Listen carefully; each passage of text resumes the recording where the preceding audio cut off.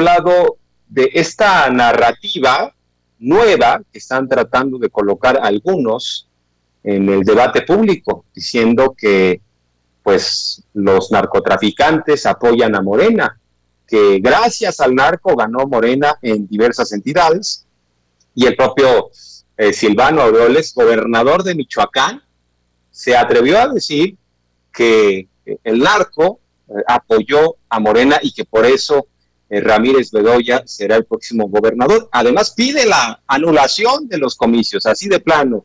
Dice que no cuenta la voluntad popular porque obviamente no quedó su gallo, no quedó su candidato, por el que amenazaba a los demás, asusaba, amedrentaba él sí directamente a otros actores políticos, incluyendo a Ramírez Bedoya, el candidato de Morena.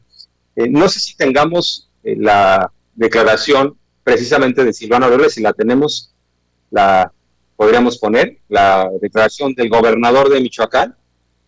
¿La tenemos? La de Silvano, con Ciro Gómez Leiva, sí.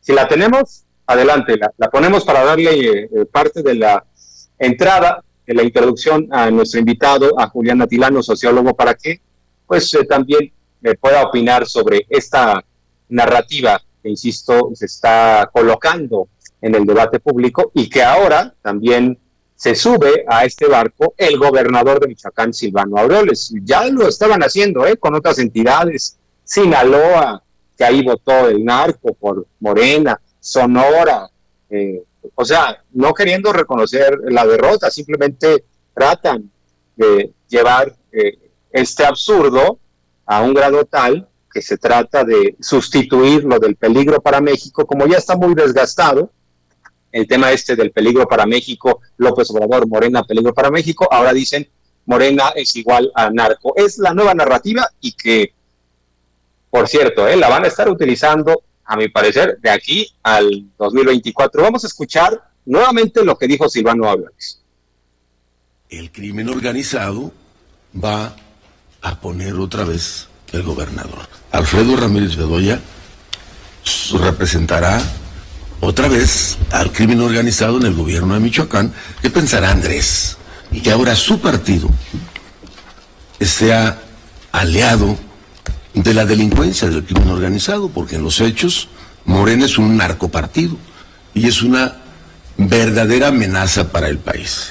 Estoy absolutamente convencido de que la elección de Michoacán debe de anularse, porque las michoacanas y los michoacanos no queremos que regrese el narcogobierno.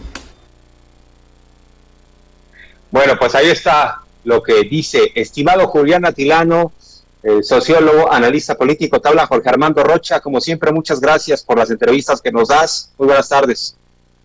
Hola, Jorge Armando. Para nada, el gusto es mío. Muchas gracias por recibirme una vez más aquí en este gran programa. Gracias, estimado. ¿Qué te parece esta narrativa que están tratando de colocar? Morena es un narcopartido. Votar por Morena es votar por el narco. Los narcos están detrás de este movimiento, con este ánimo de no aceptar la realidad, de no aceptar que la oposición fue barrida en las entidades en juego. Ahora dicen que todo fue por el narco. ¿Qué te parece, estimado Julián? Mira, justo das en el clavo. Te escuchaba hace un momento cómo describías la situación y coincido. Por un lado, en que esta narrativa se va a impulsar de aquí en adelante, probablemente, como bien señalas, hasta 2024, también en los procesos y ejercicios democráticos que hay previamente, como es la consulta sobre los juicios a los expresidentes y la revocación o ratificación de mandato el próximo año. De esa manera, la oposición como bloque PRI, PAN, PRD van a tratar de aglutinarse en función de un discurso, de una narrativa. Esta narrativa es Morena, está ligado al narcotráfico y, como bien señalas, justo se debe a que no reconocen, por un lado, que perdieron, y por otra parte me parece crítico que desconozcan de un plumazo la participación de la sociedad. La gente no es tonta, Jorge Armando. La gente sabe perfectamente que el narco en México entró en primer lugar gracias a los gobiernos priistas de lo que se conoce como el régimen posrevolucionario, o todo el periodo del PRI. Por otro lado, pues la guerra contra el narcotráfico, ¿quién la comenzó si no fue Felipe Calderón? Y Felipe Calderón, como sabemos, fue uno de los impulsores que promovieron la candidatura de Silvano Aureoles junto con también Peña Nieto. Entonces, no están aceptando la derrota y algo que me parece muy importante señalarlo, Jorge Armando, es que esta narrativa está dirigida, así yo lo veo, a sectores medios, a sectores urbanos y sobre todo a nuevamente este sector de la Ciudad de México de clases medias. ¿Por qué? Porque son sectores que no conocen muy bien cómo es el contexto nacional. Lo digo porque si le preguntas a cualquier persona que viva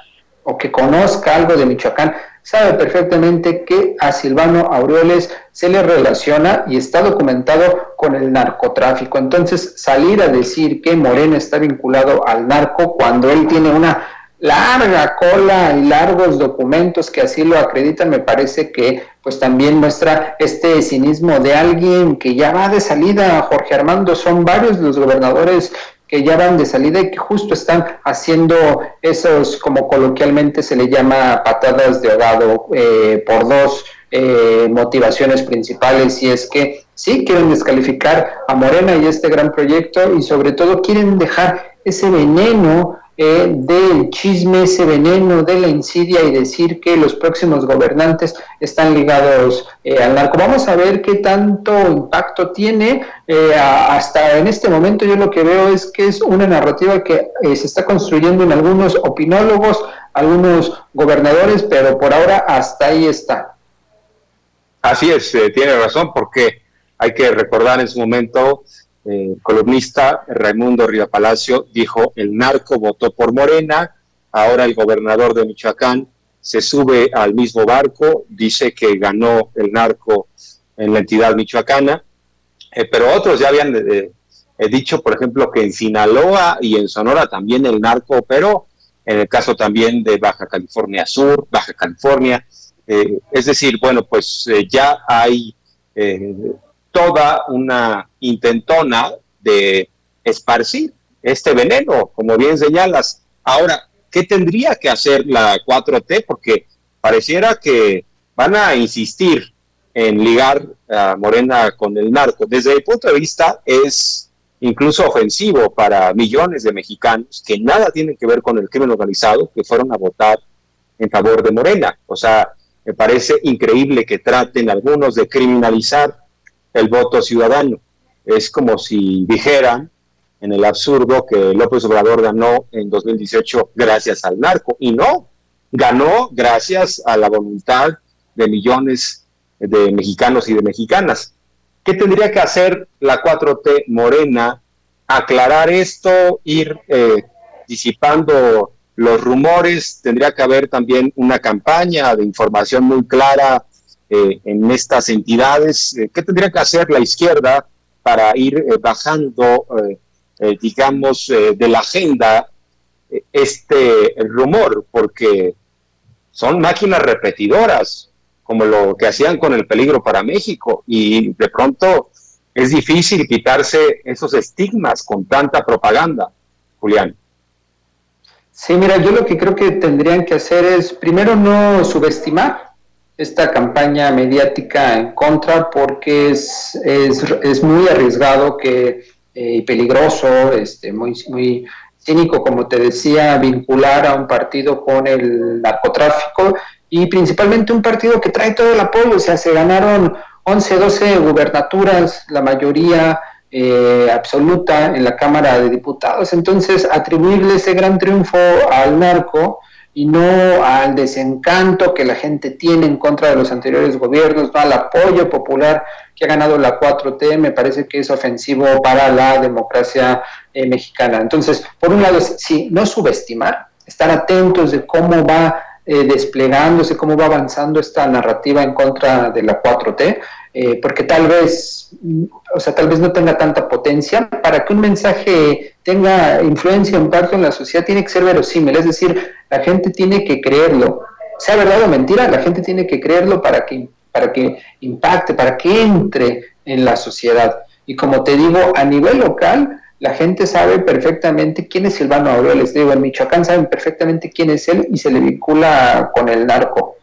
Pero puede ser que sí tenga cierta influencia en la sociedad. Entonces, lo que sí se tiene que hacer, además de estar analizando cuál es el desarrollo de esta narrativa, es desde las mañaneras, por un lado, el presidente documentar quiénes son los que están propiciando este tipo de narrativas y también mostrar los vínculos que hay con el narcotráfico. El gobierno mexicano tiene la evidencia a partir de sus distintas secretarías, por ejemplo, que hay un vínculo con el narco. Entonces tendría que más bien evidenciar cómo se fue construyendo esa relación entre el poder político y el narco en las anteriores administraciones, para que a la gente no se le olvide realmente quiénes fueron los que le abrieron la puerta al narcotráfico. En el caso de Silvano, por ejemplo, toda la parte de la costa, que es una parte que ha sido en su momento fue la área de Lázaro Cárdenas, por ejemplo, se sabe que por ahí es entrada y salida de gran cantidad de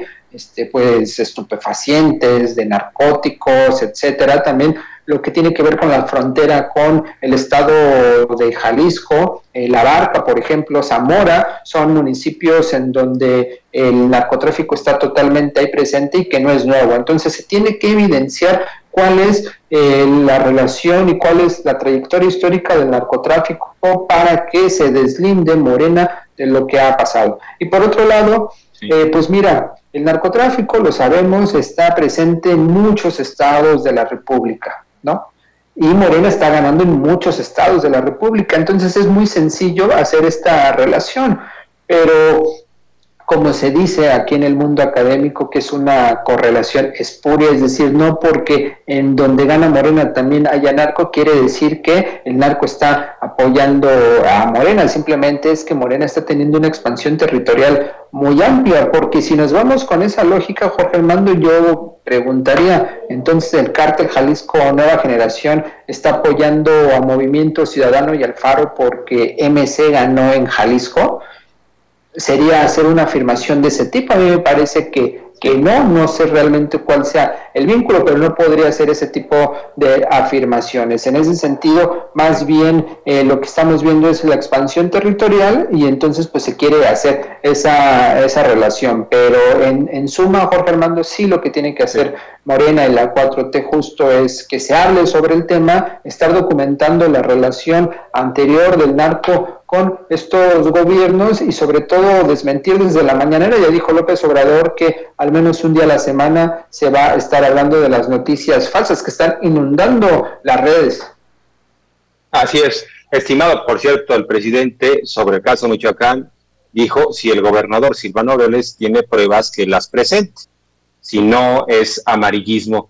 Y pues sí, queda claro que si hay relaciones con el narcotráfico y ligas con el crimen organizado, están en otra parte. Por ejemplo, en el caso de Felipe Calderón, que metió al narco a través de Genaro García Luna, quien pactaba, recibía carretadas de dinero del cártel de Sinaloa, y eso está aprobado, y por eso está sometido a un juicio en los Estados Unidos, hombre que fue el secretario de Seguridad Pública, ni más ni menos. Y a propósito, estimado Julián, te planteo por último, hablando de expresidentes, ¿cuál es tu postura sobre esta consulta en torno al juicio a expresidentes? Pareciera que algunos están muy enojados por dos cosas. No les gusta la participación popular, no les gusta que la gente opine y defina, pero tampoco les gusta hablar del pasado.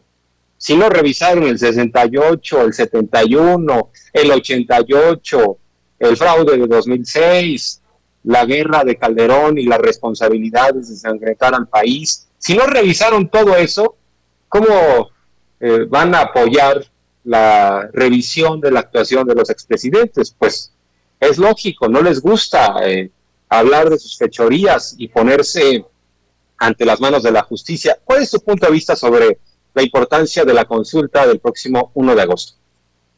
A mí me parece importante la memoria histórica, la memoria colectiva. Me parece que para una sociedad, para cualquier pueblo, en este caso para el pueblo de México, es importante no solo que haya una memoria de lo que sucedió, para que no se vuelva a repetir, también que haya castigo a los culpables, en este caso a los expresidentes que han cometido pues crímenes, Ayotzinapa, por ejemplo, Acteal, y un largo etcétera, ¿no? Que ya también has comentado. En ese sentido me parece fundamental que haya este tipo de ejercicios y asimismo me llama mucho la atención y no me extraña, pero sí hay que señalarlo que expresidentes del INE como José Woldenberg, como Luis Carlos Ugalde, que se supone que su objetivo cuando fueron presidentes de este instituto, en ese momento el IFE, era promover la participación ciudadana, promover que las personas salieran